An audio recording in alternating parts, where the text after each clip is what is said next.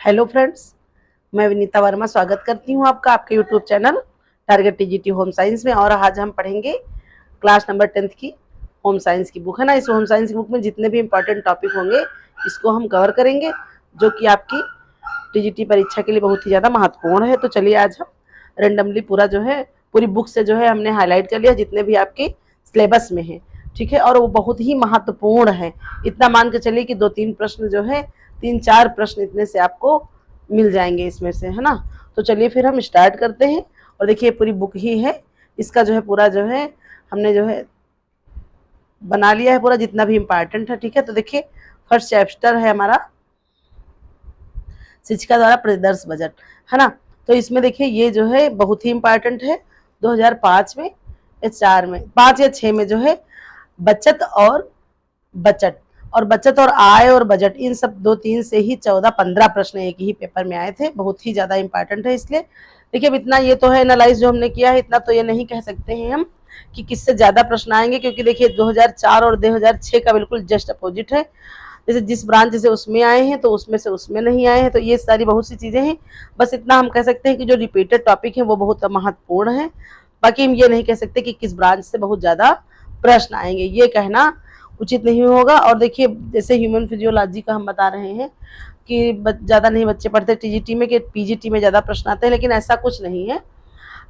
15-16 से लेकर के 3-4 तक की संख्या आपकी एक है, जो कि आ सकती है, कोई भी संख्या हो सकती है ना। तो इसलिए हम इसको छोड़ नहीं सकते कि हम इसको ज़्यादा नहीं पढ़ेंगे, इससे ज़्यादा प्रश्न नहीं आएंगे। भाई आपका सिलेबस अगर आ गए तो आप क्या करेंगे, है ना। तो ये सारी चीज़ें हैं, इसलिए हमको सब ब्रांच को मजबूती के साथ चलना है। बस इतना आप कर सकते हैं कि समय बहुत कम है, सिर्फ अपने नोट्स उठाइए, रिवीजन ही करने का समय है। तो उसमें आपको जो सरल लग रहा है उसका पहले रिवीजन कर लीजिए, जो थोड़ा कठिन लग रहा है उसको थोड़ा बाद में कर लीजिएगा। उसके बाद तो एक दिन पहले पूरे नोट्स देखने हैं, है ना। तो ये सारी चीज़ें हैं। तो चलिए फिर हम स्टार्ट करते हैं।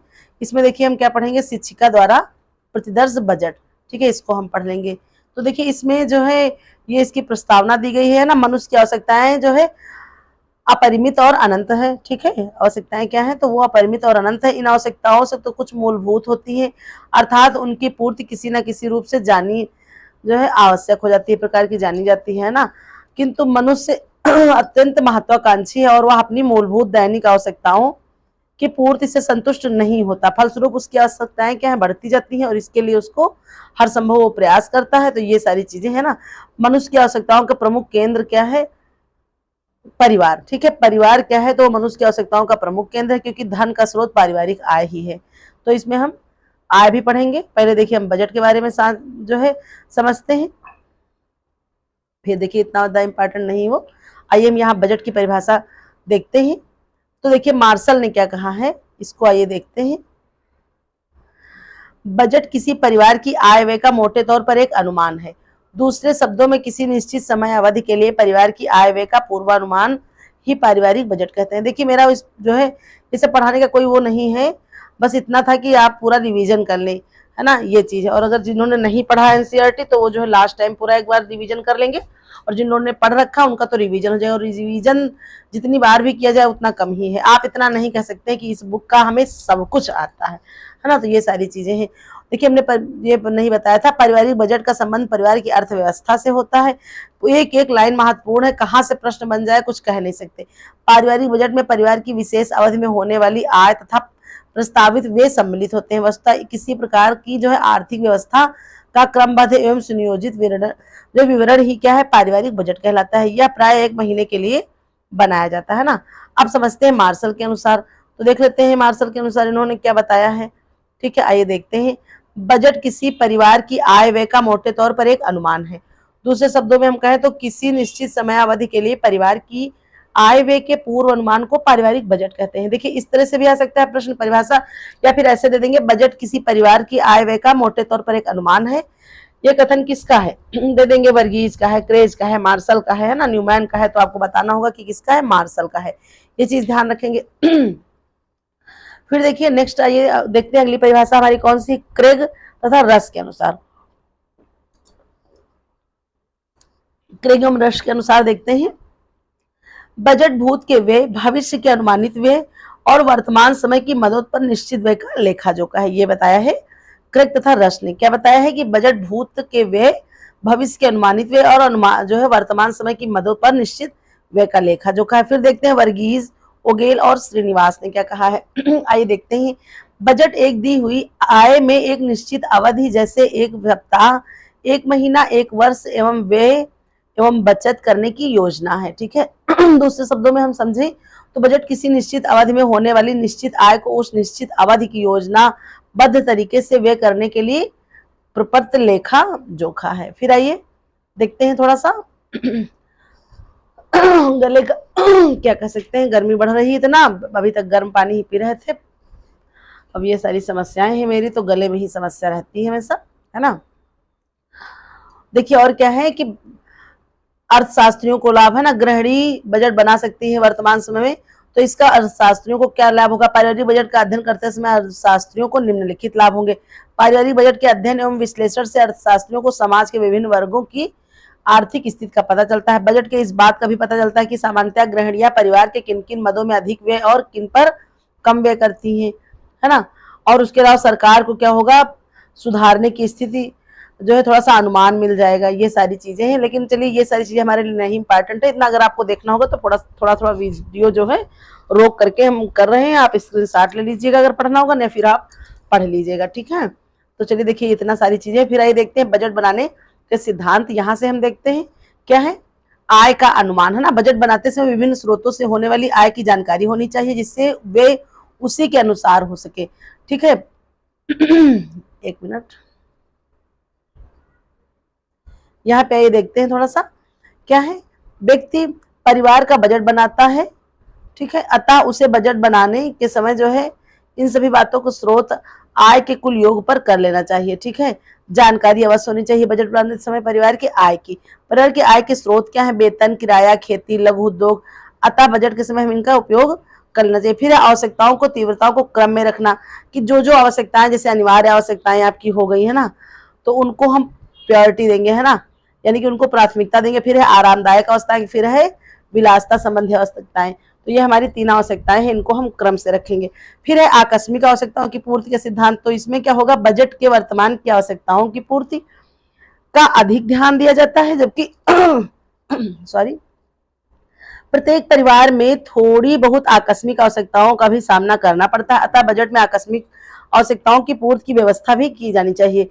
इसका अनुमान पुराने बजट से किया जा सकता है। भाई हमने पिछला बनाया है तो उस तरह से हम कर सकते हैं। देखिए यहाँ से ये वेरी मोस्ट इंपॉर्टेंट तालिका है आपके लिए, है ना। ये जो साड़ी दी गई है ये क्या है, आपकी बहुत ही ज्यादा इंपॉर्टेंट है परीक्षा की दृष्टि से। थोड़ा सा ये इसको समझ लेते हैं, है ना। यहाँ से देखते हैं, देखिए आवश्यकताएं जिन पर व्यय किया गया है वो आपकी मद हो गई है। ये क्या है, आपकी मद, जिन पर व्यय किया गया है। फिर देखते हैं व्यय किया गया धन, आय का प्रतिशत। देखिए इसको हम 3 वर्गों में हमको क्या मतलब हमने बांटा है एंजिल ने, फिर निम्न वर्ग, फिर है मध्यम वर्ग, फिर है धनी वर्ग। ठीक है। तो देखिए पहला मद हो जाएगा आपका भोजन, फिर दूसरा है वस्त्र, तीसरा है घर, फिर है ईंधन प्रकाश, फिर 5वां है स्वास्थ्य, शिक्षा, नौकरी। तो भोजन में देखिए 60%, 55%, 50%, है ना। धनी वर्ग क्या करता है 60%, मध्यम वर्ग 55%, धनी वर्ग 50%। तो इस देखिए इस आंकड़े से हमें क्या पता चलता है कि जैसे जैसे प्रति व्यक्ति आय बढ़ती जाती है उसका जो है भोजन पर होने वाला व्यय घटता जाता है। ये बहुत इंपॉर्टेंट चीज है, प्रश्न बन भी सकता है इस लाइन से कि जैसे जैसे आय बढ़ती वैसे वैसे भोजन पर व्यय डैश होता है ना। तो याद रखेंगे क्योंकि देखिए धनी वर्ग ने 60%, मध्यम ने 55 और धनी ने 50। तो इस तरह से ये आपका, तो आपको यही लाइन याद करनी, 60, 55, 50 का नियम। ऐसे भी प्रश्न आपने पूछा होगा। फिर बाकी देखिए वस्त्र पर तीनों लोगों का बराबर व्यय है ना। फिर घर पर भी तीनों वर्गों का बराबर व्यय है। इस तरह से आप याद रट लेंगे, कुछ ज्यादा करना नहीं है। प्रकाश का 5%, 5%, 5%। फिर आती है बात स्वास्थ्य, शिक्षा और नौकरी की। यहाँ से हो जाता है आपके लिए इंपॉर्टेंट। धनी वर्ग करता है 5%, मध्यम वर्ग करता है 10%, धनी वर्ग करता है 15%। तो देखिए 2 ही लाइन आपको याद करनी है।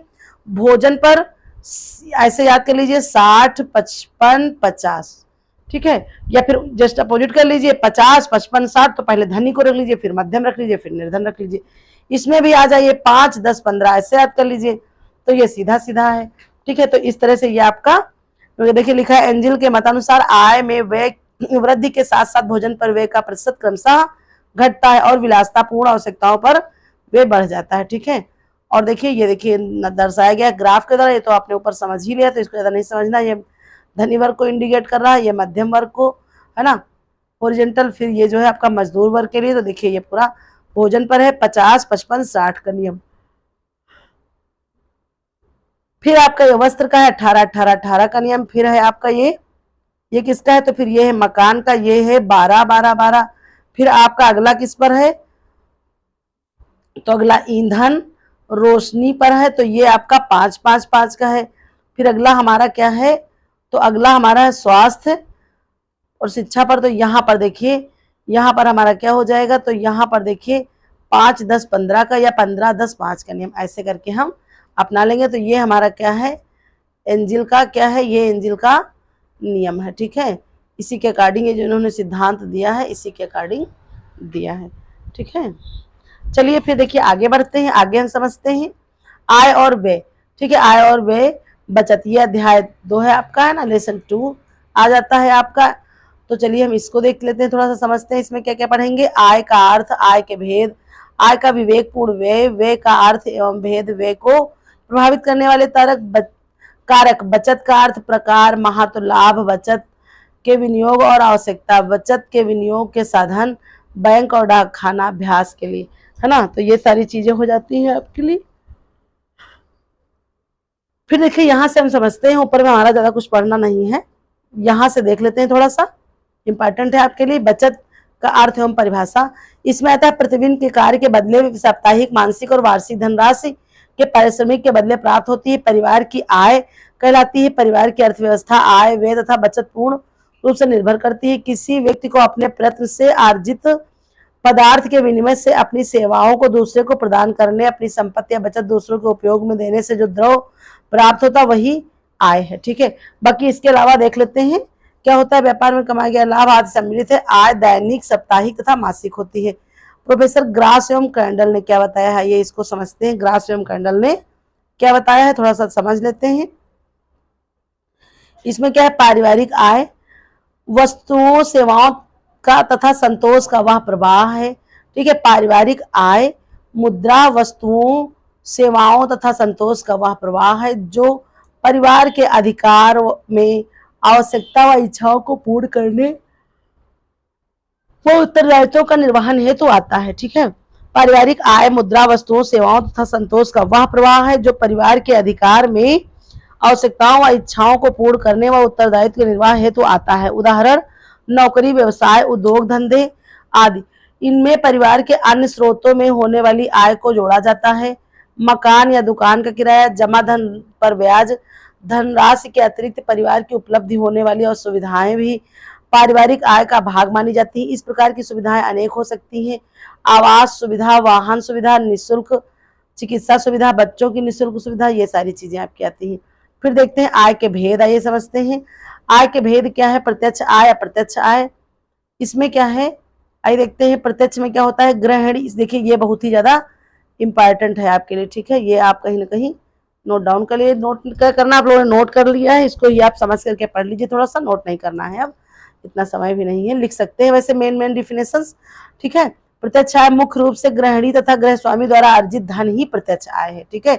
व्यापार या उद्योग से संचालित होने वाली आय को इस श्रेणी में रखा जाता है। ब्याज आदि से होने वाली आय भी प्रत्यक्ष आय है, ठीक है।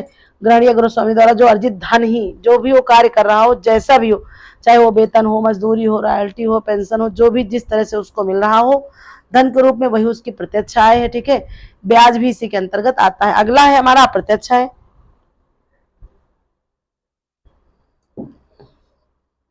क्या है, तो अप्रत्यक्ष आय यह वह आय है जो हमें प्रत्यक्ष रूप से तो प्राप्त नहीं होती वरन मिलने वाली। अब इसमें देख लीजिए प्रत्यक्ष आय लिखा, प्रत्यक्ष वास्तविक आय आप कह लीजिए, प्रत्यक्ष अप्रत्यक्ष वास्तविक आय, लाइन थोड़ा बड़ी हो जाएगी, बस इतना ही करना है और कुछ नहीं है ज्यादा इसमें, ऐसे लिख सकते हैं ना।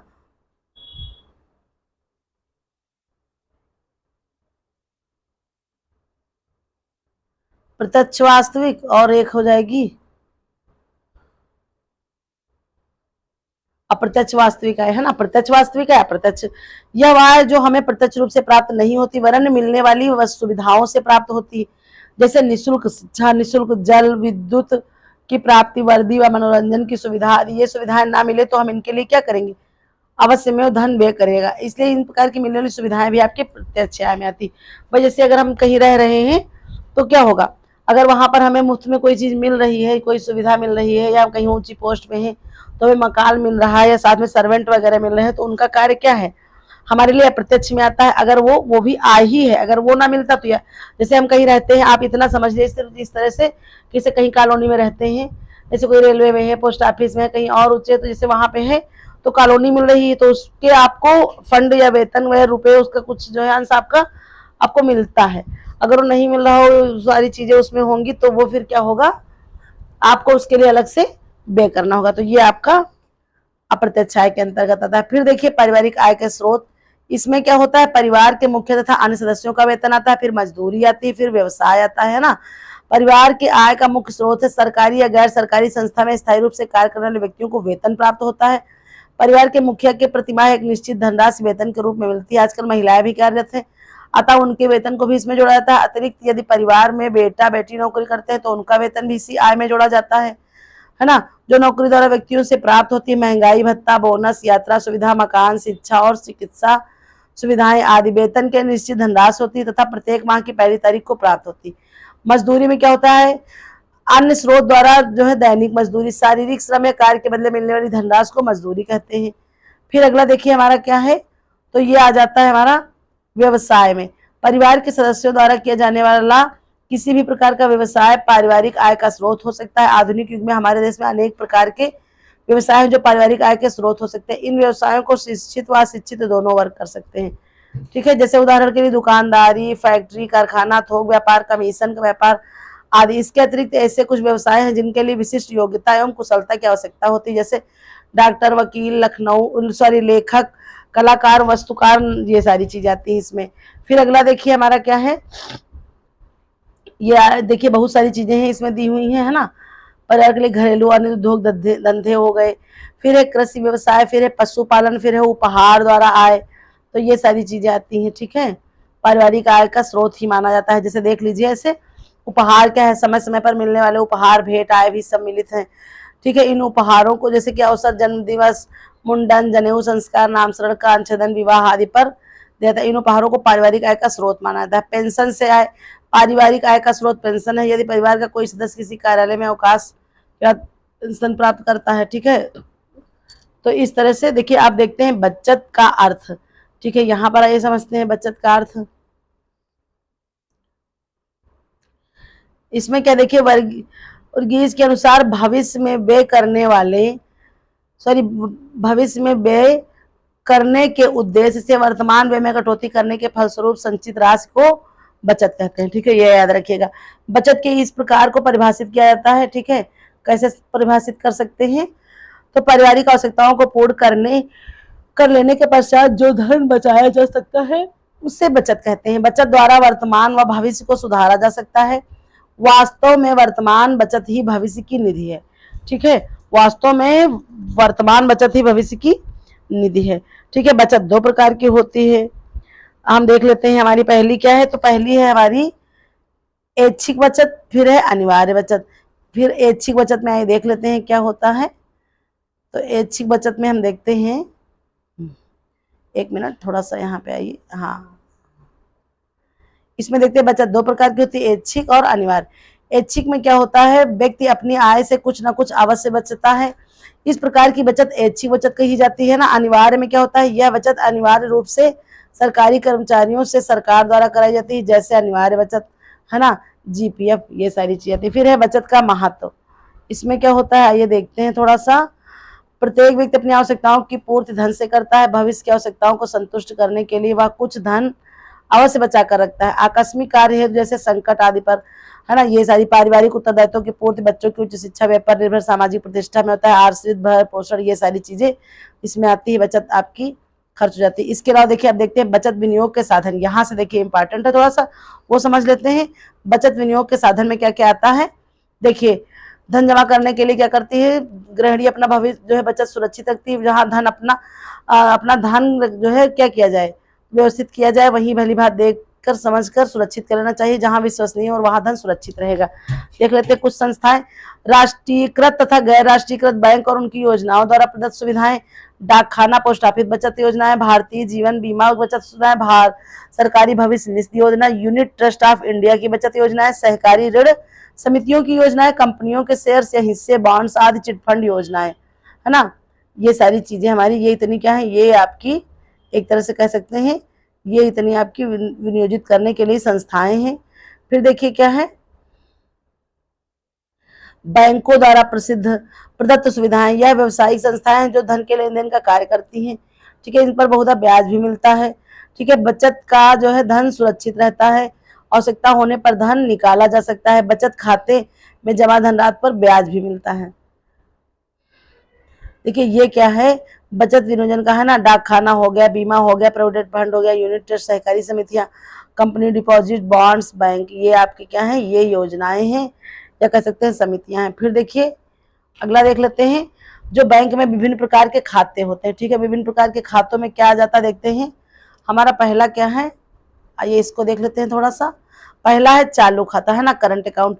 बैंकों द्वारा इसमें क्या होता है, जमा धनराशि की जाती है। यह योजना चालू खाता योजना है। इसमें क्या करते हैं, ब्याज नहीं मिलता है, व्यापारियों के लिए ये होता है महत्वपूर्ण, ठीक है। इसमें एक आप जितनी बार चाहे धन जमा करें, जितनी बार चाहे निकालें, ये आपका होता है चालू खाता, इंपॉर्टेंट है। फिर बचत खाता आता है, इसमें रुपए जमा करने का केवल एक ही प्रतिबंध है, एक माह में एक से अधिक 5 बार निःशुल्क पैसा निकाल सकते हैं, ठीक है।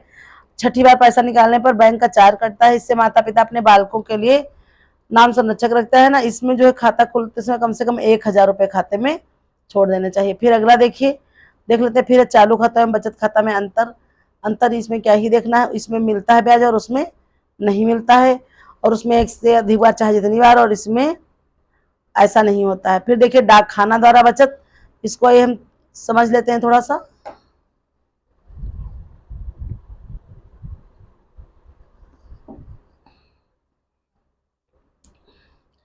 बैंक के बाद डाकाना भी बचत के लिए सुरक्षित है ना।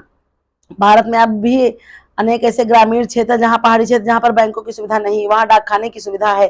देश के सभी डाकखाने केंद्रीय सरकार के डाकखानों के अंतर्गत ही कार्य करते हैं। डाकघर बचत बैंक में खाता खोलना एवं शर्त है। डाकघर के छपे फॉर्म, प्रार्थना पत्र पर कोई व्यक्ति, एक से अधिक व्यक्ति संयुक्त नामों पर अपना खाता 500 की अल्पराशि से खोल सकता है, लेकिन खाते की शेष 500 से कम नहीं होनी चाहिए। नाबालिग का जिनकी 18 से कम है का खाता अभिभावकों द्वारा चलाया जाता है। इन खातों की विशेषता उपस्थित नामांकन होता है ना। संयुक्त खाते में नामांकन सुविधा होती है, और इसमें क्या होता है, न्यूनतम राशि 1 एवं अधिकतम जो है 25,000 तक के ब्याज पर जमा किए जाते हैं। ये इतना सारी चीजें नहीं समझना है, और आगे देख लेते हैं। ये सारी चीजें आप देखिएगा, थोड़ा सा समझ लीजिएगा, किताब से पढ़ना होगा तो फिर पढ़ लीजिएगा थोड़ा रोक के। यहाँ पर आइए देखते हैं सावधि जमा खाता, ये भी आपके डाकखाने की है, ठीक है। सावधि जमा खाता ये क्या है, आपके डाक बैंक के अतिरिक्त धन यहाँ जमा होता है। ये सावधि जमा खाता में क्या होता है, डाक विभाग द्वारा डाक अतिरिक्त सावधि जमा योजना प्रारंभ की गई थी। इसमें क्या होता है, फिक्स्ड डिपॉजिट होता है, एक निश्चित समय के लिए फिक्स कर दिया जाता है, उसके बाद जो है एक टाइम पर निकाल लिया जाता है। फिर आपकी है 5 वर्षीय डाकखाना आवर्ती जमा योजना। फिर आपकी है राष्ट्रीय बचत पत्र, है ना, नेशनल सेविंग सर्टिफिकेट। ये आपका बहुत इंपॉर्टेंट है ना, राष्ट्रीय बचत पत्र। कहाँ से ये, तो ये जो है एस्टेब्लिश होता है पोस्ट ऑफिस से, ठीक है। सारी ये पोस्ट ऑफिस की ही है। देखिए जीवन बीमा पॉलिसी की जो है इतनी सारी आपकी मिल जाएंगी चीजें, देख लीजिए। ये देख लीजिएगा आप लोग थोड़ा सा, है ना, स्क्रीनशॉट ले लीजिएगा, थोड़ा देख लीजिएगा। बाकी अगर इतना एक एक पढ़ाएंगे तो फिर बहुत ज्यादा लंबी क्लास खींचेगी, आजकल किसी के पास टाइम है नहीं, है ना, फिर कोई देखेगा भी नहीं। तो इतना सारी चीजें हैं, ये यहाँ पे थोड़ा समझिए, ये इंपॉर्टेंट है। यहाँ से थोड़ा छोटी छोटी चीजें हैं, लेकिन कभी कभी बन जाता है। बचत विनियोग के अन्य साधन, यहाँ पर देखिए जीपीएफ, है ना, जीपीएफ का फुल फॉर्म भी पूछ सकते हैं ना, सरकारी भविष्य निधि योजना, ठीक है, ऐसे भी पूछ सकते हैं, ठीक है। भविष्य निधि योजना सरकारी नौकरी करने वालों की बचत योजना। इसके अंतर्गत प्रतिमास नियमानुसार कर्मचारी का वेतन एक निश्चित धनराशि कटकर उसके खाते में जमा कर दी जाती है, ठीक है। फिर है आपका, एक मिनट, फिर है सार्वजनिक भविष्य निधि योजना, पब्लिक प्रोविडेंट फंड सेसम। इसको देखते हैं। भारत सरकार ने यह योजना 1972-73 में आरंभ की थी। इस योजना का लाभ कोई भी व्यक्ति उठा सकता है। इसमें निश्चित की गई किस्तों पर के अनुसार धनराशि स्टेट बैंक इंडिया या किसी शाखा पर जमा की जाती है। एक वित्तीय वर्ष में जमा की गई धनराशि 1.5 लाख से अधिक नहीं होनी चाहिए। ठीक है। इस योजना में धनराशि पर चक्रवृद्धि ब्याज प्राप्त होता है। यह राशि आयकर से मुक्त होती है। व्यापार करने वालों के लिए यह लाभकारी। फिर है अनिवार्य भविष्य निधि पीएफ। फिर है unit trust of India UTI, unit trust of India full form भी है ना। यूनिट ट्रस्ट ऑफ इंडिया क्या है? बचत करने के लिए एक विश्वसनीय संस्था है। इसकी मासिक आय योजना, यूलिप तथा अन्य जमा योजनाएं का लाभ बचत निवेश करके उठाया जा सकता है। ठीक है। एक यूनिट की कीमत 10 रुपए होती है। तो इस तरह से देखिए, ये फिर क्या है? सहकारी ऋण समितियां, ये सारी आपकी पोस्ट ऑफिस की हैं। फिर है क्या? कंपनियों के शेयर्स बांड। फिर है चिट फंड योजनाएं, ये भी इंपॉर्टेंट है आपके लिए। देखिए इस तरह से हम थोड़ा सा और देख लेंगे महत्वपूर्ण स्मरणीय बिंदु। इसमें क्या है? आय के भेद। किसी निश्चित समय के अंदर सेवा या समाप्ति के प्रयोग के बदले प्राप्त धन को आय कहते हैं। प्रत्यक्ष और अप्रत्यक्ष होती है। मुख्य रूप से गृहिणी तथा गृहस्वामी द्वारा अर्जित की जाती है प्रत्यक्ष आय, है ना। धन ही प्रत्यक्ष आय है। निःशुल्क शिक्षा, निःशुल्क जल, विद्युत की प्राप्ति, मनोरंजन आदि सुविधा अप्रत्यक्ष आय में आती है।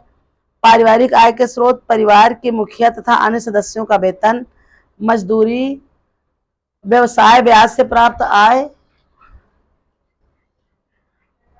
कृषि व्यवसाय, पशुपालन, उपहार द्वारा आय। ठीक है। फिर किसी निश्चित अवधि में संबंधित परिवार द्वारा आय के उस अंश को पारिवारिक व्यय माना जाता है जो परिवार की विभिन्न आवश्यकताओं की पूर्ति के लिए व्यय हुआ हो।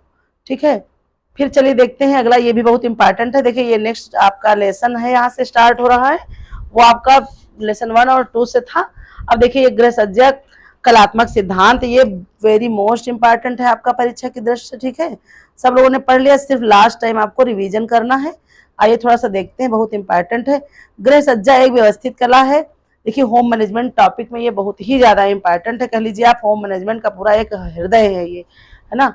इतना इंपॉर्टेंट है। इसे गृह कला भी कहते हैं। हम कह रहे हैं कक्षा 10 में इतना इंपॉर्टेंट है। हम बड़ी बड़ी किताबें लेकर घूमते हैं फिरते हैं, मतलब जो है बहुत, अगर जिनके पास कम समय है, कम समय में तैयारी करना है, वो ये सारी चीजें पढ़ेंगे तब भी उनका बहुत कुछ क्लियर हो जाएगा। हम तो यही कहते हैं। ठीक है। तो आइए थोड़ा सा देखते हैं, बहुत इंपॉर्टेंट चीजें हैं आपके लिए। यह कुछ निश्चित सिद्धांतों पर आधारित है जो कि मुख्यतः कला के सिद्धांत होते हैं, है ना। में पहले देख लेते हैं मेल या अनुरूपता, फिर है अनुपात, फिर है संतुलन, फिर है लय, फिर है दबाव। ठीक है। तो आइए इनको भी थोड़ा सा समझ लेते हैं। क्या है? अनुपात, है ना। हार्मनी, किसी व्यक्ति या विचारों के चुनाव, उनके सुव्यवस्थित रूप देकर उसमें आपस में समानता या अनुरूपता लाना कहलाता है। जब किसी कमरे में हम सामग्री आपस में समानता देखते हैं तब अनुरूपता या आभास होता है। अनुरूपता 4 प्रकार से की जाती है। रेखा, आकार, बनावट, रंग। इसके अंतर्गत रेखाएं आती हैं, है ना। रेखाएं क्या होती हैं? रेखाओं का प्रयोग वस्तु के भाव प्रकट करने में किया जाता है। रेखाएं मनुष्य के शरीर की स्थिति से संबंध रखती हैं। रेखाओं का आभास किस प्रकार से हम करेंगे, ये उनको समझते हैं। देखिए जो है रेखाओं को हम देख लेते हैं, है ना। खड़ी रेखा क्रियाशीलता, सजीवता, तत्परता का आभास देती है। बहुत इंपॉर्टेंट चीज है। यहाँ से एक एक लाइन बहुत इंपॉर्टेंट, आप लोग ध्यान से एक एक लाइन को पढ़ते चलेगा। कुछ नहीं करना, आप लोगों ने बहुत लिख लिया, बहुत पढ़ लिया, कुछ नहीं करना, बस चुपचाप आप वीडियो थोड़ा सा स्लो करके देख लीजिए या फिर इसको ध्यान से सुन लीजिए। बस माइंड में आपको, क्योंकि सब लोगों ने पढ़ रखा है, ऐसा कुछ नहीं, इसमें कुछ नया नहीं है। हमें नहीं करें कि हम इसको पढ़ा के आपके लिए बहुत तीर मारे, लेकिन बस कुछ नहीं, काम कर रहे हैं, किचन में है, तब भी आप एक बार इसको सुन लीजिए तो एक बार रिकॉल हो जाएगा। मैंने कभी कभी क्या होता है, बहुत सरल चीज भी गलत हो जाती है ना। तो देखिए रेखाएं क्या हैं? मनुष्य के शरीर की स्थिति से संबंध रखती हैं। ठीक है। खड़ी रेखा क्रियाशीलता, सजीवता, तत्परता का आभास देती है। ये रेखाएं लंबाई का भाव प्रकट करती हैं। इनका उपयोग कमरे के रास्ते तथा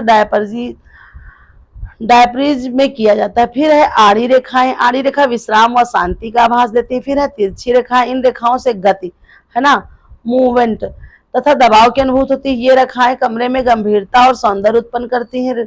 घर में ये रेखाएं साड़ी तथा वस्त्रों में देखी जाती हैं। ठीक है। देख लीजिए थोड़ा यहाँ से, ये देखिए चित्र भी बना हुआ है, इसको देख लीजिए। आड़ी रेखाएं विश्राम और शांति का आभास देती है। तिरछी रेखा, इन रेखाओं से क्या होता है? गति, मूवमेंट, दबाव अनुभूति होती है। ये रेखाएं कमरे में गंभीरता और सौंदर्य उत्पन्न करती हैं। फिर देखिए क्या है, घर में ये रेखाएं साड़ियों तथा वस्त्रों में देखी जाती हैं। फिर है वक्र रेखाएं, ये रेखाएं उल्लास तथा लालित्य का प्रभाव प्रकट करती हैं। इनका उपयोग फर्नीचर स्कीम में किया जाता है। फिर अगला है जिगजैग रेखाएं, ये रेखाएं आधुनिकता को भाव को प्रकट करती हैं, है ना, आधुनिकता को लाती हैं। इनका उपयोग पेंटिंग आदि में किया जाता है। देखिए चित्र भी बना हुआ है, ठीक है, खड़ी रेखाओं का, फिर है आड़ी रेखाओं का, फिर है तिरछी रेखाओं का, फिर देखिए वक्र रेखाएं, फिर ये जिगजैग रेखाएं है ना। इस तरह से हम चित्र की तरह से भी पूरा देख करके समझ लेंगे, ठीक है। तो क्या है, आड़ी रेखाएं विश्राम और शांति का होती है, तिरछी रेखाएं गति के लिए होती है। देखिए तिरछी रेखाएं ऐसे गति है ना, खड़ी रेखाएं पूरा क्या कर रही हैं, फिर है आड़ी रेखाएं, फिर तिरछी, फिर ये ऐसे वक्राकार में आ रही हैं, ये उल्लास को लालत्य भाव को प्रकट कर रही है। फिर देखिए ये है आपकी जिगजैग रेखाएं, इनमें क्या होता है तो इनमें आधुनिकता का भाव आता है। फिर देखिए आइए थोड़ा सा और देखते समझते हैं थोड़ा सा कि क्या है यहाँ पर। देखिए रेखाएं क्या होती हैं, रेखाओं द्वारा कमरे की जो है सजावट में अनुरूपता आती है। इसमें क्या होता है, देखिए ये देखिए पूरा एक आकार या महत्व दिया गया है ना। आकार, रेखाओं के मिश्रण से किसी वस्तु का आकार बनता है। वस्तु का आकार रेखाओं से मिश्रित रूप से घर के विभिन्न आकारों की वस्तुओं से हो जाता है। ये आपका आकार हो गया। फिर आइए देखते हैं अगला क्या है। अगला है बनावट। यहाँ से देख लेते हैं बनावट में क्या है, किसी वस्तु को बनाने और पदार्थ के गुण विशिष्ट अर्थों के लिए कपड़ा मुलायम हो या सख्त, चमकदार या हल्के रंग का, मुलायम या कठोर, इसके लिए जो है इसका भार गिरने का तरीका, घर की सजावट में बनावट में उपयोग में दीवार, फर्श, कालीन, दरी लगाते, मतलब ये चाहे वस्त्र हो चाहे सजावट हो, इनमें सब में बनावट का एक बहुत ही विशेष महत्व है। फिर है रंगों का महत्व, बहुत इंपॉर्टेंट है। सजावट करते समय चाहे कमरे का हो चाहे वस्त्रों की सजावट हो, कुछ भी हो सकता है ना, वहां पर भी रंगों का जो है चयन बहुत ही ज्यादा महत्वपूर्ण प्रक्रिया निभाता है ना। कमरे के आकार के अनुसार ही रंग योजना करनी चाहिए। छोटे कमरों के लिए हल्के रंग, बड़े कमरों के लिए गहरे रंगों का प्रयोग करना चाहिए। खिड़की तथा दरवाजे के पर्दों के रंग भी कमरों से मेल खाते हुए होने चाहिए। रंग के बारे में यह सत्य है कि कुछ रंगों को यदि एक साथ रखा जाए तथा वे देखने में अच्छे प्रतीत हो, है ना, इस तरह से। फिर देखिए इसमें क्या होता है, कुछ विपरीत रंग सहयोगी तथा उनको मिला दिया जाए तो देखने में सुंदर दिखाई देते हैं।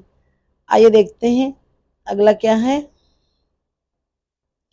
देखते हैं यहाँ पर विरोधी रंग, इनका उपयोग विशेष स्थिति में करते हैं। उदाहरण के लिए लाल व हरा, पीला व बैंगनी, नीला व बैंगनी, नीला व हरा, ठीक है, ये आपके विरोधी रंग है। क्या, लाल व हरा, पीला बैंगनी, नीला बैंगनी, नीला हरा, ठीक है। सहयोगी रंग, इन रंगों को मिलाकर उपयोग करने वाली वस्तु सुंदर प्रतीत होती है, जैसे कि पीला व नारंगी, नारंगी व लाल, लाल व बैंगनी, बैंगनी व नीला, नीला व हरा, हरा व पीला। टिंट रंग में क्या आते हैं सॉरी, तो टिंट रंग वो होते हैं, जैसे कभी कभी कोई रंग अपनी मूल आवश्यक अवस्था में सुंदर नहीं लगता परंतु टिंट रूप में आकर्षक लगता है। जैसे किसी रंग का टिंट रूप में तैयार करना, उसमें सफेद रंग मिलाया जाता है। टिंट रंग सजावटी वस्तुओं सुंदरताओं के लिए होता है। शेड में क्या होता है, मेन जो मुख्य गौर रंग होता है उसमें काला रंग मिला देते हैं तो फिर ये शेड हो जाता है। यानी कि टिंट में आप ये याद रखिएगा कि क्या होता है, तो टिंट में हम क्या करते हैं, तो टिंट में किसी रंग को, जैसे लाल है, बहुत ज्यादा गाढ़ा है लाल तो अच्छा नहीं लग रहा है, तो उसमें हम क्या करेंगे, थोड़ा सा हल्का सा सफेद रंग मिला देंगे तो वो क्या बन जाएगा, तो वो जो है उसका शेड बन जाएगा एक तरह से, तो देखने में बहुत सुंदर लगेगा, है ना। तो ये आपका टिंट हो जाता है। और जब शेड आते हैं, जैसे कोई गाढ़ा हल्का रंग है, बहुत ज्यादा हल्का लग रहा है, तो उसी रंग का शेड अगर कोई है गाढ़ा रंग, उसको हम जब मिला देंगे तो वो क्या होगा, वो थोड़ा सा गाढ़ा रंग बन जाएगा, तो उसमें क्या होगा, वो देखने में और ज्यादा सुंदर लगने लगेगा, है ना। ये कुछ एक बातें हैं। फिर देखिए आइए आगे समझते हैं, कुछ और रंगों के बारे में देख लेते हैं, है ना। गर्म और ठंडे रंग, फिर है अनुपात। कुछ रंगों में ठंडे रंग कहे जाते हैं, जबकि जो है गर्म रंग की उपस्थिति गर्मी का अनुभव दे तो उसे गर्म रंग कहा जाता है। जैसे लाल, पीला, नारंगी, काला। लाल, पीला, नारंगी, लाल, पीला, नीला रंग, ये काले रंग गर्म होते हैं। ठंडे देश में गर्म रंगों का उपयोग सॉरी, बड़े कमरों में गर्म रंग का प्रयोग करना चाहिए। ठंडे कमरों के लिए हल्का नीला रंग का प्रयोग करना चाहिए। ठंडे रंगों में हम क्या करते हैं, हल्के नीले रंग का। अनुपात को समझते हैं। अनुपात गृह सज्जा का महत्वपूर्ण सिद्धांत है। वस्तु आकर्षक और सुंदर प्रतीत लगे, इसके लिए हम अनुपात में वस्तुएं समान होंगी, उनका रंग भी देखिए, ये अनुपात है ना। चित्र फ्रेम में जो है ये देखिए गलत अनुपात, इतना बड़ा सा कुर्सी, इतनी छोटी सी मेज अच्छा नहीं लग रहा है, इतना बड़ा सा लैंप, इतनी छोटी सी ये नहीं अच्छा लग रहा है। लेकिन चित्र का अनुपात देखिए, फ्रेमिंग अच्छी लग रही, जितनी टेबल है उसी के अकॉर्डिंग मेज है ये ना, ये तो ये आपका क्या है, एक तरह से अनुपात है। ठीक है, फिर है आपका संतुलन आता है। इसमें मनुष्य संतुलन कला का वह सिद्धांत है जिसमें सामग्री संयोजन व समतुल्यता आती है। इसके लिए वस्तु को केंद्र मानकर उसके चारों ओर विभिन्न वस्तुएं रखकर सुख का प्रभाव लाती है। जैसे औपचारिक, इसमें क्या होता है, संतुलन दो प्रकार का होता है, इंपॉर्टेंट है। औपचारिक है ना, फॉर्मल बैलेंस, इसमें दोनों ओर क्या होती है, एक समान वस्तुएं होती हैं।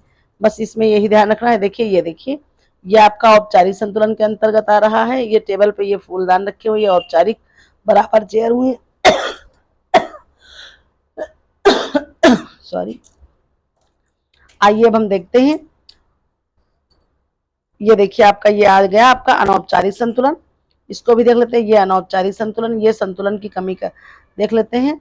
ये देखिए इतना सा ये है, तो ये आपका अनौपचारिक का आ जाएगा, है ना, संतुलन की कमी व भार। देखिए यहाँ पे इतना ज्यादा है, तो ये जो है आपका, इसमें आजकल क्या होता है, औपचारिक और अनौपचारिक दोनों को मिला करके करते हैं, केवल एक ही आकार का संतुलन निरंतरता को जन्म देता है। फिर देखिए दबाव, दबाव में क्या होता है, यह कला का वह सिद्धांत है जिसके अनुसार सबसे महत्वपूर्ण वस्तु को केंद्र में रखा जाता है ना, उसके चारों ओर, जैसे कि मान लीजिए यहाँ पर हम ऐसे हमने इसको बनाया, ये आपका फूल हो गया, फिर हमने ऐसे ऐसे बना लिया, लेकिन तब भी यहाँ पर क्या प्रतीत है, यहाँ पर दबाव दिया जा रहा है ना, थोड़ा सा यहाँ पर ज्यादा फूल को स्टड कर रहे हैं, तो यहाँ पर क्या है, दबाव ज्यादा हो रहा है, ये दबाव होता है ना।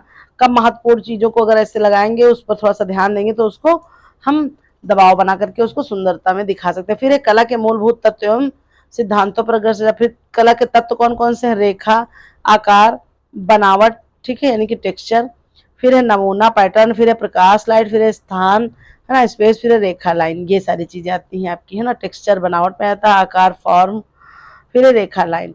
तो ये आपके क्या है, गृह सज्जा के जो है मूलभूत तत्व है। अभी हमने सिद्धांतों को पढ़ लिया है, फिर हम पढ़ेंगे, ये लाइन हो गई, तो इस तरह से इतना देख लेंगे आप, है ना। आकार हो गया, बनावट, नमूना, फिर है प्रकाश, फिर है स्थान, फिर है सजावट के सामान। यहाँ पर थोड़ा सा देख लेते हैं, सजावट के साधन, इनमें देख लेते हैं, फर्नीचर पुस्तकें आ जाती हैं, प्रकाश, पर्दे, दरी व कालीन, शोपीस, चित्र व सामाजिक मनोरंजन की वस्तुएं, फिर है पुष्प सज्जा। ठीक है, गृह सजावट में विरोधी साधनों का आवश्यकता होती है, जिसमें विशेष रूप से पर्दे, कालीन, चित्र, पुष्प, ये सारे लगे हुए होते हैं। ठीक है,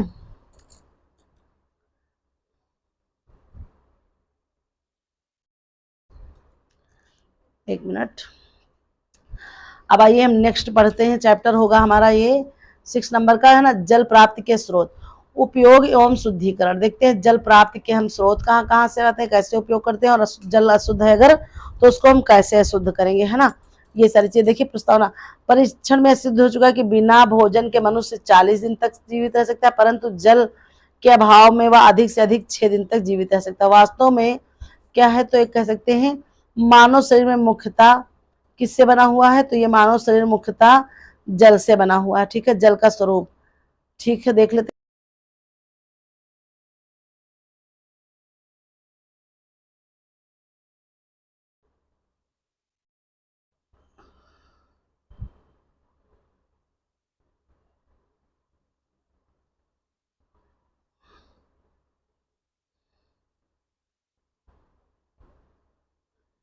ये जल कोई तत्व नहीं है, बल्कि ऑक्सीजन हाइड्रोजन का एक यौगिक है। जल एक क्या है, यौगिक है। जल में 2 अंश हाइड्रोजन और 1 अंश ऑक्सीजन का होता है। सबसे पहले इंग्लैंड के कैवेंडिश नामक रसायन शास्त्री ने यह खोजा कि जल कोई तत्व नहीं है, वरन यह हाइड्रोजन तथा ऑक्सीजन गैस के मिश्रण से बनता है। जल हमें प्रकृति से शुद्ध रूप से प्राप्त होता है, लेकिन पृथ्वी पर आते जाते उसमें कई प्रकार की अशुद्धियां मिल जाती हैं, जिससे जल अशुद्ध हो जाता है। जल 3 रूपों में होता है, ठोस, द्रव और वाष्प। ठीक है, जल 3 रूपों में होता है, ठोस, द्रव और वाष्प। यहाँ से थोड़ा सा ये देख लेते हैं कि क्या है, बहुत इंपॉर्टेंट चीज है, थोड़ा सा ये समझते हैं। जल के ठोस रूप को बर्फ कहते हैं। यदि जल को 0 डिग्री सेंटीग्रेड तापमान पर लाया जाए तो जल ठोस के रूप में बदल जाता है। ठीक है, 0 डिग्री सेंटीग्रेड पर अगर हम लाते हैं तो जल क्या होता है, ठोस के रूप में बदल, यानी कि वो बर्फ बन जाता है। बर्फ वायुमंडल के ऊष्मा के कारण पुनः जल में परिवर्तित हो जाती है। ठीक है, द्रव क्या है, द्रव जल की पहली अवस्था है। 1 ग्राम, है ना, जल को 0 डिग्री सेंटीग्रेड बर्फ में परिवर्तित होने के लिए 80 कैलोरी की आवश्यकता होती है। ठीक है, ये आप याद रखिएगा, इंपॉर्टेंट फैक्ट है। 1 ग्राम जल को 100 डिग्री सेल्सियस की वाष्प से परिवर्तित करने के लिए 536 है ना 536 कैलोरी ऊष्मा की आवश्यकता होती है। जल का वाष्प रूप काफी महत्वपूर्ण एवं शक्तिशाली होता है। उदाहरण प्रेशर कुकर जिसमें भोजन काफी शीघ्रता से पड़ता है। देखिए नॉर्मली क्या होता है 100 डिग्री है ना, आपने देखा होगा 100 डिग्री सेल्सियस पे क्या होता है, जल खौलने लगता है। लेकिन जो हम कुकर होता है हमारा उस पे कितने पे खौलता है, तो 120 डिग्री सेल्सियस पे हमारा खौलता है। इसी का यही कारण है कि जो है कुकर में खाना जल्दी पक जाता है। याद रखिएगा ये दोनों तापमान भी आपकी परीक्षा की दृष्टि से महत्वपूर्ण है। और यहाँ पर फिर आप रिकॉल कर लीजिए कि यदि जल को 0 डिग्री सेंटीग्रेड तापमान पर लाया जाए तो जल क्या होता है, ठोस के रूप में बदलता है। 0 डिग्री तापमान पर लाने पर बर्फ जमता है। और फिर जल की जो पहली अवस्था जो है जल है, द्रव है। 1 ग्राम जल है ना, 1 ग्राम जल को 0 डिग्री सेंटीग्रेड को 1 ग्राम जैसे 0 डिग्री सेंटीग्रेड बर्फ को परिवर्तित होने के लिए 80 ग्राम ऊष्मा को निष्कासित करता है। जल द्रव के रूप में अधिक प्रयोग में लाया जाता है ना। 1 ग्राम जल को 100 डिग्री सेंटीग्रेड की वाष्प में परिवर्तित करने के लिए 536 कैलोरी ऊष्मा की आवश्यकता होती है। ये सारी चीजें। और जल उबलता नॉर्मली कितना 100 डिग्री सेल्सियस पे, कुकर में 120 डिग्री सेल्सियस पे जल उबल जाता है, इसीलिए खाना जल्दी पकता है। फिर यहाँ से देख लेते हैं, बहुत ही इंपॉर्टेंट चीज है ये आपके लिए है ना। मानव शरीर में जल का अंश एक ना एक चीज यहाँ से आपको मिल ही जाएगी, कहीं ना कहीं कुछ चीजें मिल जाती हैं परीक्षा में है ना। तो ये उसको देख लेते हैं, इंपॉर्टेंट बहुत है।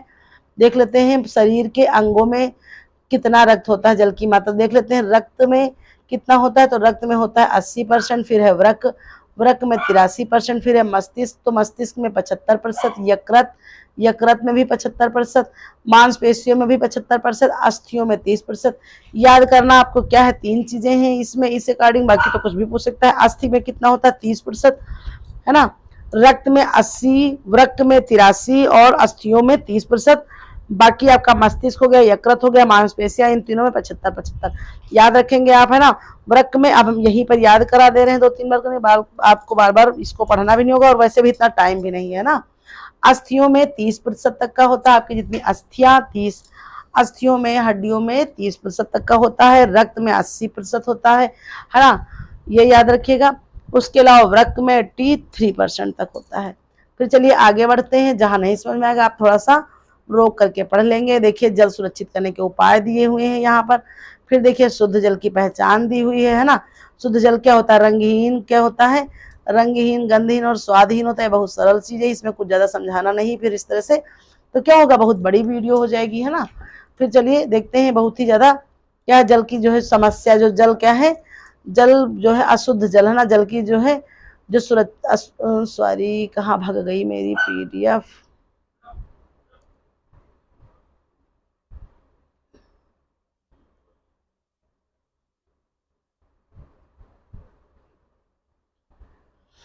है ना। शुद्ध जल का ये देख लेते हैं थोड़ा सा। शुद्ध जल क्या होता है, रंगहीन, स्वादहीन और गंधहीन होता है। मानव जल में मलमूत्र पशुओं द्वारा दूषित हो जाता है ना।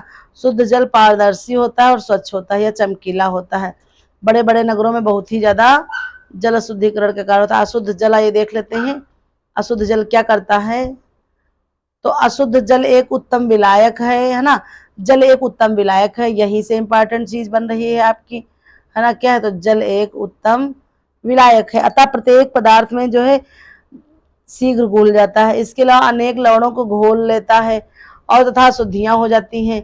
तो जल में जल वाले गुण नहीं उपस्थित होते, उसमें अशुद्ध जल कहा जाता है। अशुद्ध जल को अशुद्ध जल का स्वास्थ्य पर निम्नलिखित या बुरा प्रभाव पड़ता है ना।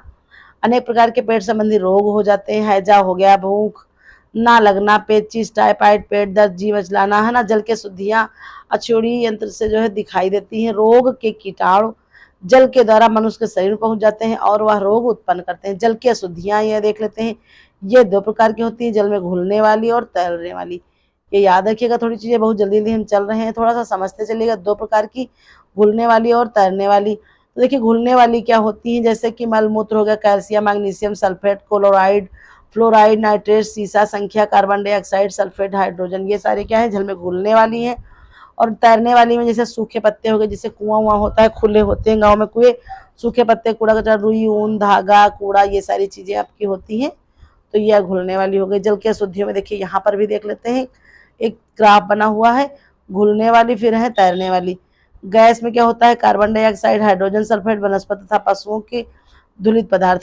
फिर ठोस में आता है कार्बनिक, calcium, magnesium sulphate, chloride, nitrate, सीसा, संख्या। कार्बनिक में क्या आता है, पशुओं व वनस्पति के कारण व रोगों के अणु। अकार्बनिक में होता है लोहा, मिट्टी, कीचड़ आदि, ये सारी चीजें आती हैं आपकी अशुद्धियों में।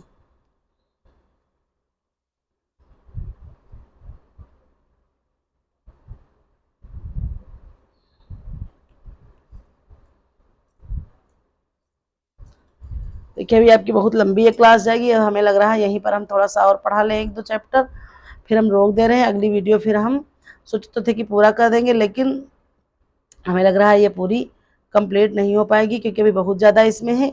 मुझे लग रहा था कि बहुत बड़ी है, अगर आप लोग कहें तो हम जो है इसको यूं ही दिखा दें, या फिर अगर पढ़ाएंगे तो सेकंड में ही पढ़ा पाएंगे, क्योंकि देखिए अब जो है ये मुझसे कंप्लीट पूरी जो है नहीं हो पाएगी, है ना। 1 मिनट, है ना, 1 मिनट। चलिए जल वाला चैप्टर हम खत्म कर देते हैं, है ना।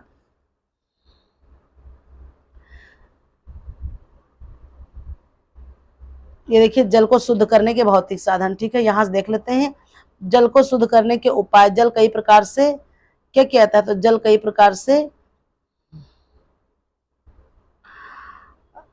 शुद्ध होता है, कई प्रकार से। पहला हो गया जैसे भौतिक साधन, फिर रासायनिक साधन, फिर है यांत्रिक साधन। भौतिक साधन के अंतर्गत क्या आता है, जल को उबालना।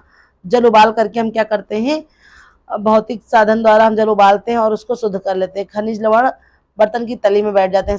शुद्ध जल में क्या होता है, हैजा, पेचिश से बचने के लिए चाहे गांव हो या शहर, सभी क्षेत्रों में जल को उबाल कर पीना चाहिए। फिर अगला क्या है, देखिए यहाँ पर है अशुद्ध जल से फैलने वाले रोग। ये देख लेते हैं, अशुद्ध जल से फैलने वाले रोग, पेचिश, अतिसार, हैजा। इनका हम यहाँ पर बड़े आराम से पूरा डिस्कशन करेंगे कि क्या क्या होता है। चलिए फिर देखते हैं।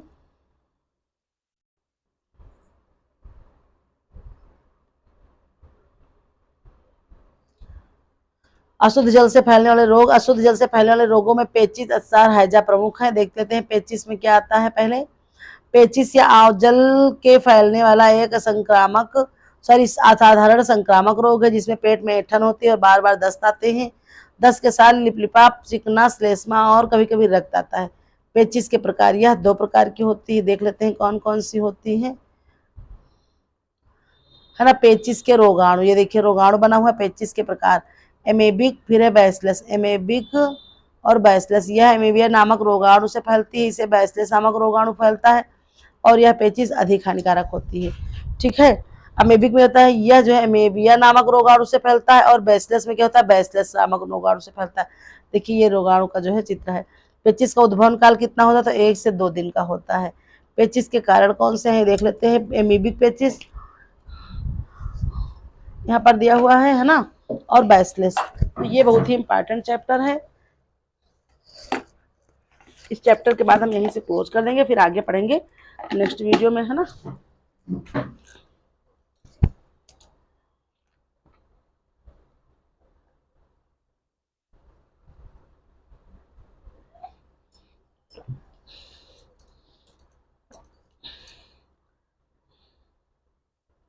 तो देखिए एमेबिक पेचिश या एमेबिया नामक रोगाणु से होता है, बैसिलस होता है, यह बैसिलस नामक रोगाणु द्वारा फैलता है। यह पेचिश अधिक हानिकारक हो जाती है ना। पेचिश का उद्भवन 1 से 2 दिन।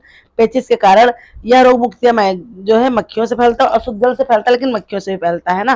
जैसे हैजा जल से भी फैलता है और मक्खियों से भी फैलता है। जैसा ऑप्शन होगा आपका वैसे आप आंसर करेंगे। रोगी के मन में पाए जाने वाले रोगाणु का मक्खियों पर बैठ जाते हैं, फिर अगले पर बैठ जाते हैं, खाद्य पदार्थों पर। इस तरह से रोगाणु शरीर में प्रवेश करते हैं। रोग के लक्षण पेट में ऐंठन, मरोड़, ये ऐसी सारी चीजें होती हैं, है ना।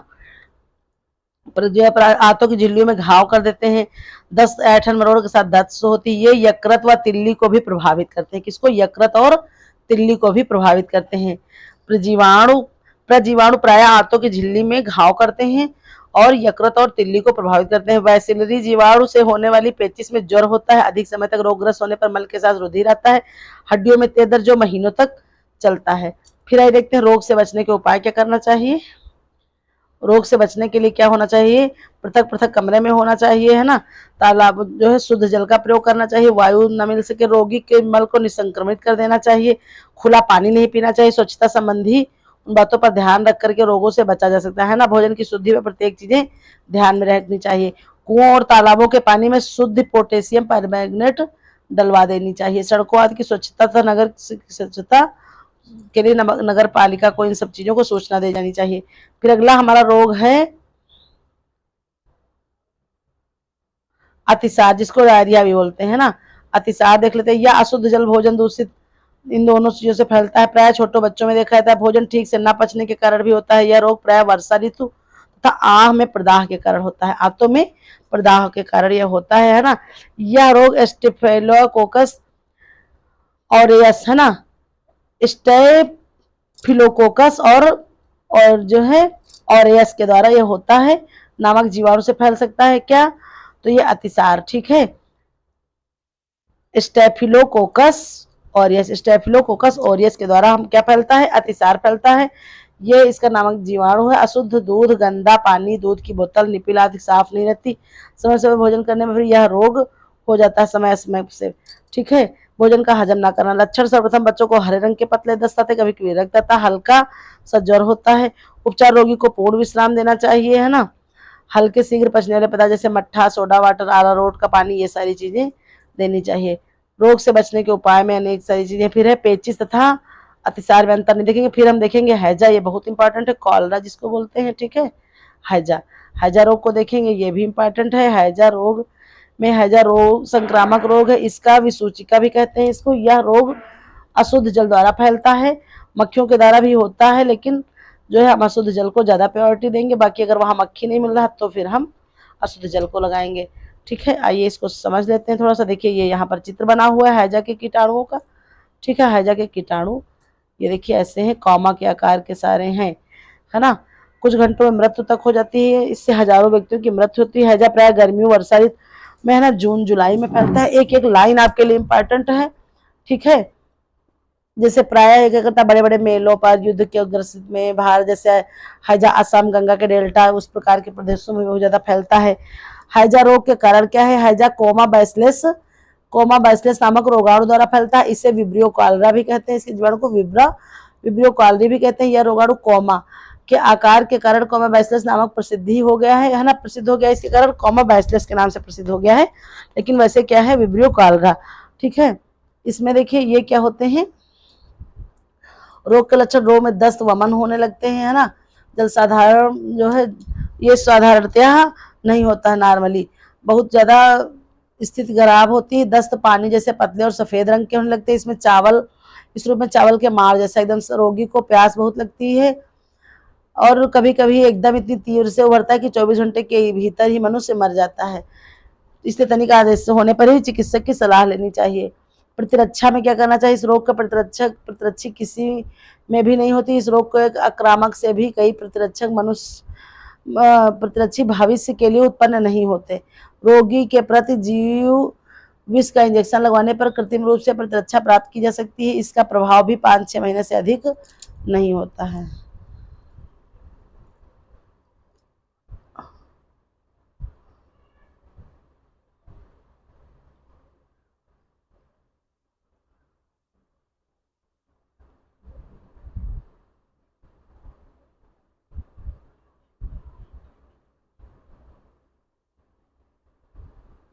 ये यहाँ ये देख लेते हैं, विभिन्न प्रकार के टीके हैं, ठीक है। विभिन्न प्रकार के टीके लगवाने चाहिए। देखिए रोग हमने पढ़ लिया, तो अब टीके की बारी आती है। तो टीके हम अब पढ़ेंगे अपने नेक्स्ट वीडियो में, है ना। टीके पढ़ लेंगे नेक्स्ट वीडियो में, क्योंकि वीडियो बहुत लंबी जा रही है। जो है फिर आगे का जितना होगा वो हम अगली वीडियो में क्लियर करेंगे।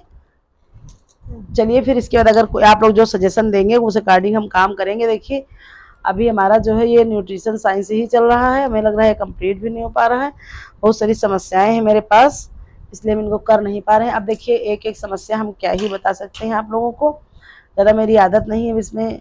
अब जैसी भी कंडीशन है इस समय थोड़ा सा नहीं समय दे पा रहे हैं, वो मेरी अपनी पर्सनल मजबूरी है ना।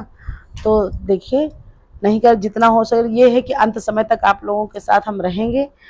ना कुछ ज़्यादा कर पाए तो इतना हम ज़रूर करेंगे कि पूरी जो है पांचों ब्रांच की हम एक एक मैराथन इम्पॉर्टेंट टॉपिक्स में, इम्पॉर्टेंट हम नहीं कहेंगे इसमें क्योंकि इसमें सब कुछ इम्पॉर्टेंट है, कुछ भी छोड़ने वाला नहीं है।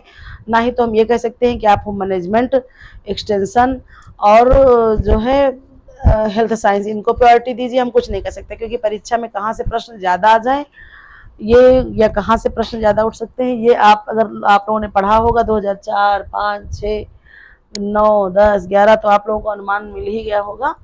तो इसलिए हर चीज़ पढ़ना है। तो चलिए फिर मिलते हैं नेक्स्ट वीडियो में, पढ़ेंगे टीकाकरण। तो देखिए पीडीएफ आपको हम दिखाई दे रहे, विभिन्न टीके हो गए, इसके बाद असंक्रामक रोग हैं कुछ सारे जो असंक्रामक रोगों के साथ फिर हैं क्या, सिलाई किट हो गई, ये आपकी सिलाई किट, टाँके हैं जैसे देखिए विभिन्न प्रकार के ये जो टाँके हैं।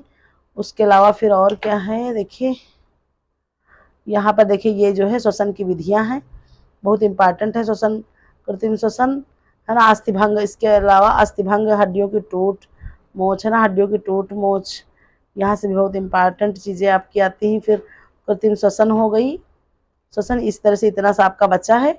नेक्स्ट वीडियो में इसको हम कंप्लीट कर लेंगे है ना। तो चलिए सिलाई, हाँ देखिए सिलाई किट का, सिलाई का जितना भी सामान होता है ये। चलिए फिर मिलते हैं नेक्स्ट वीडियो में है ना, तब तक के लिए धन्यवाद।